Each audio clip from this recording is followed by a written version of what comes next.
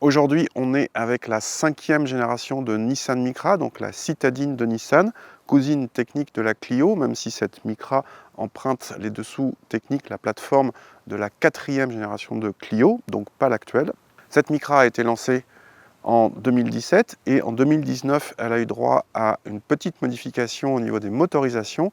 Le 3 cylindres essence de 900 cm3 et 90 chevaux est passé à un 1 litre essence 3 cylindres, toujours de 100 chevaux.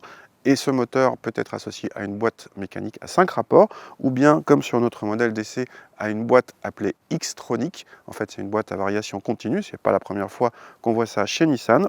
Elle est ici en version plutôt haut de gamme N-Connecta, et vous noterez la peinture métallisée orange assortie à l'intérieur, on va voir ça juste après, avec un petit pack chrome mat sur le rétroviseur et les boucliers qui lui donnent une gueule terrible.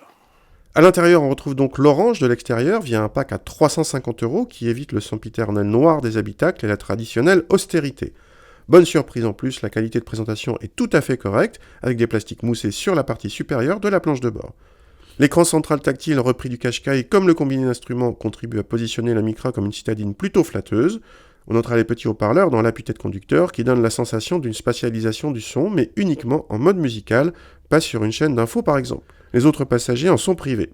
L'équipement de cette version est assez complet pour les équipements de confort, mais les aides à la conduite moderne ne sont pas là en série et réservées à la finition haut de gamme Tecna. À l'arrière, l'habitabilité pour les passagers n'est pas un atout, mais reste dans la moyenne. Le coffre, en revanche, fait partie des points forts de cette Micra dans la catégorie. Au volant de cette Micra de 100 chevaux Xtronic, d'abord le petit 3 cylindres, 1 litre, 100 chevaux. 100 chevaux et 160 Nm, c'est pas beaucoup, mais en fait la voiture est assez légère. Elle est à peine plus d'une tonne, du coup les 100 chevaux et les 160 Nm suffisent tout à fait, que ce soit en ville évidemment, mais même sur route, c'est tout à fait correct pour les relances. Un poids assez léger qui contribue aussi à un sentiment, je ne vais pas dire de sportivité, mais au moins d'un certain dynamisme côté comportement, d'autant que la direction est assez directe. Donc malgré quelques prises de roulis, on a un certain agrément de conduite. En tout cas, on n'a jamais l'impression de conduire une enclume. La bonne surprise vient de la boîte. Alors là, je peux peut-être vous surprendre parce qu'une bonne surprise de la part d'une CVT, c'est assez incroyable. Généralement, on passe notre temps à leur tirer dessus. Et bien là, non. Elle est gérée de façon assez intelligente. Quand on est en conduite normale, pas d'à-coup, rien du tout, et le moteur qui a un régime à peu près constant.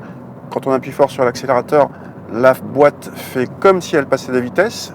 Du coup, on n'a pas cette sensation d'effet patinage, d'effet scooter, d'effet mobilette. Et le désagrément principal de la boîte CVT est assez bien effacé. Du coup, globalement, cette Micra, elle est assez agréable à conduire. Un reproche concernant le confort sur cette version avec roue de 17 pouces. Peut-être que, vu la vocation absolument pas sportive de la voiture, on peut se contenter de versions avec roue de 16 pouces qui seront plus confortables. Bonne nouvelle du côté des consommations, puisque selon nos mesures, cette version ne réclame que 0,2 litres de plus en moyenne par rapport à la même en boîte manuelle. Elle devient de fait l'une des citadines essence boîte auto les plus sobres, et seule la Yaris hybride consomme moins sur ce segment.